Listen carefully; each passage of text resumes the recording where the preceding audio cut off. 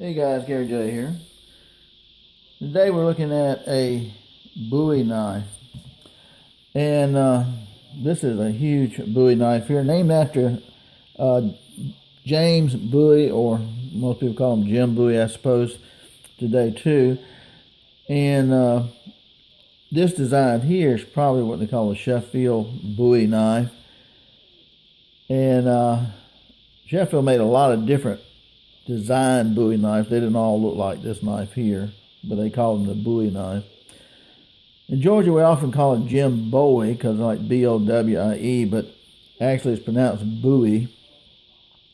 And so there are different types of Bowie knives, and what made the Bowie knife famous was originally Jim Bowie.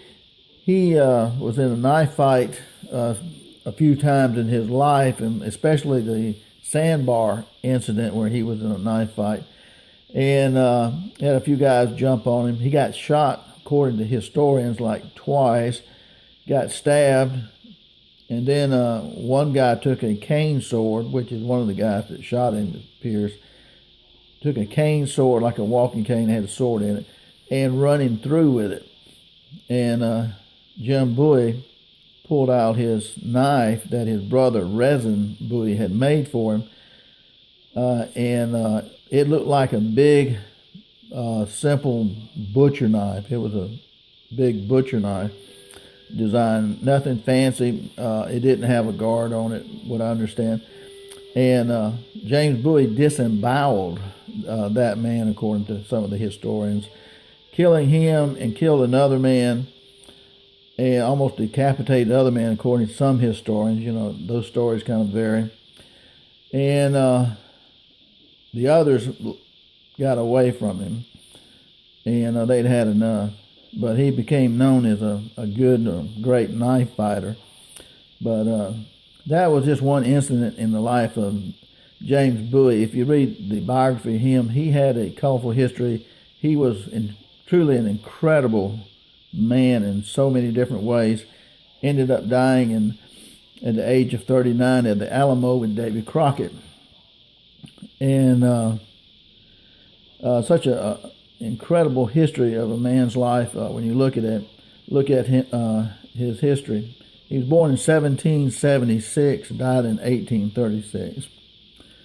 But so we call them Bowie knives today, and people have different names for them. And here's a knife here that they call this a Bowie knife too. Big difference, isn't it, between the two? Look at the handle here. This happens to be a Schrade Walden Bowie knife. And this is pretty light, really too light to me for what I would like a Bowie knife for. And this one is called the original Bowie knife, but that's just the name that they put on it. And you see it's a little bit similar to the blade design here, except this is a little bit longer, sleeker looking blade.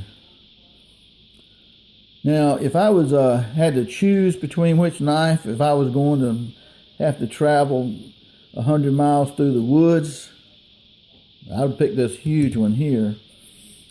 So,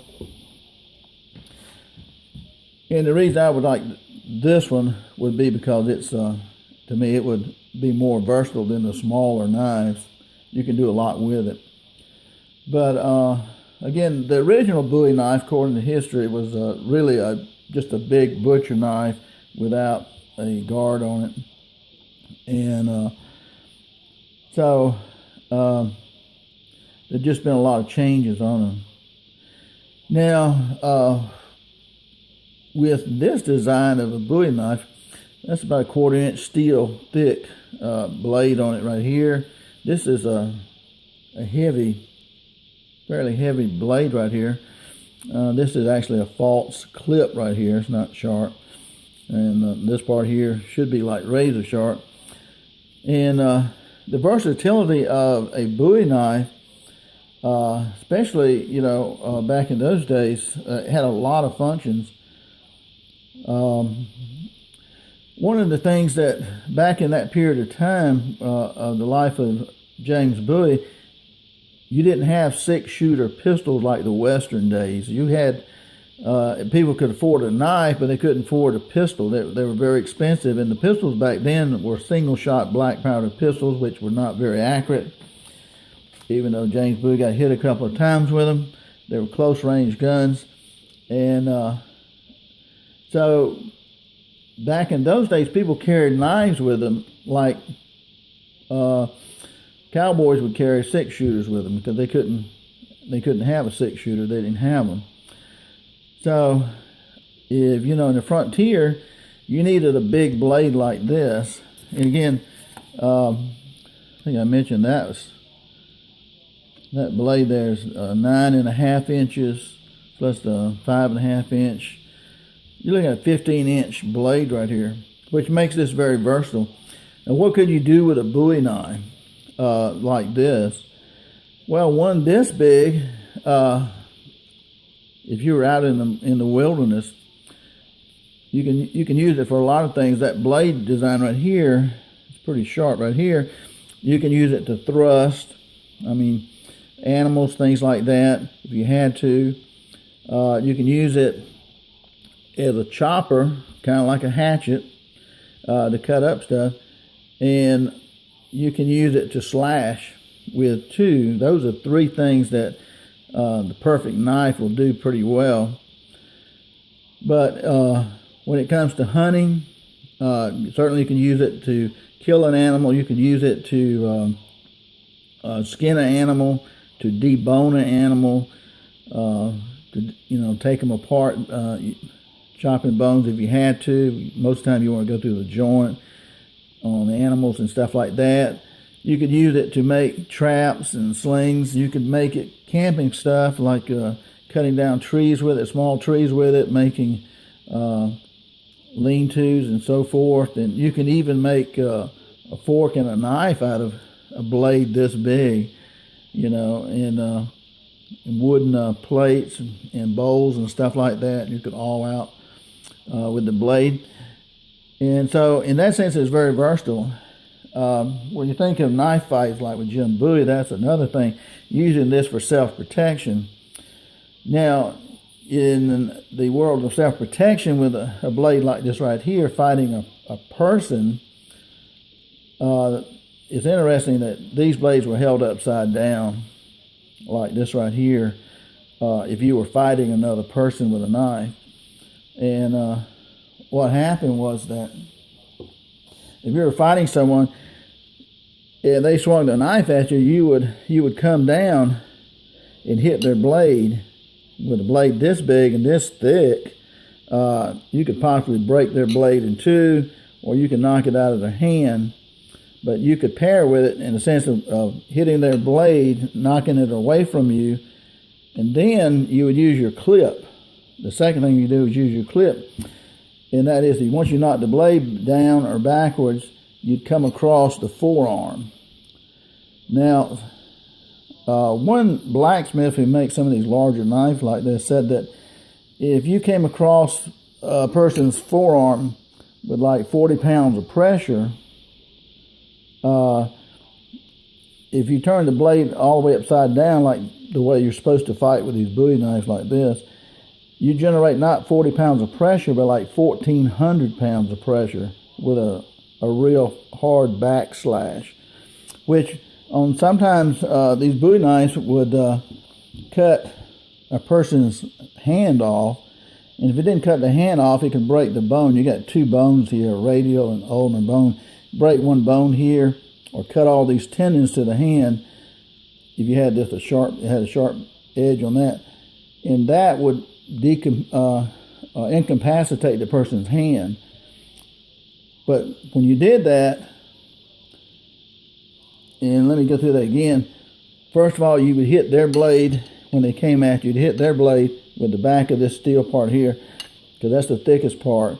Hit that blade, and then whack across the wrist or forearm here and break the bone there. And then since you're fighting with the blade upside down, the purpose of that would be then to go into the abdomen with a thrust.